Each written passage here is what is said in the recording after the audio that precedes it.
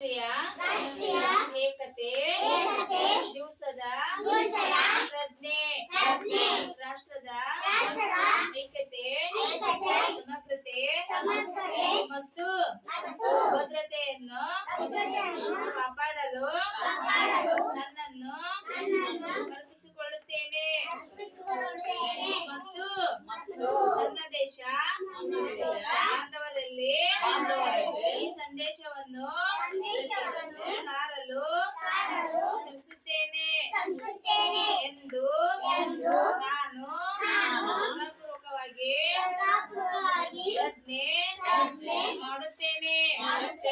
ಸರ್ದಾರ್ ವಲ್ಲಭಾಯ್ ಪಟೇಲ್ ಅವರ ದೂರದೃಷ್ಟಿ ಮತ್ತು ಕಾರ್ಯಕ್ಷಮತೆಯಿಂದ ಸಾಧಿಸಿದ ರಾಷ್ಟ್ರೀಯ ಏಕೀಕರಣ ಕೃತಿಯನ್ನು ಕಾಪಾಡುತ್ತೇನೆ ಎಂದು ಪ್ರಮಾಣ ಮಾಡುತ್ತೇನೆ.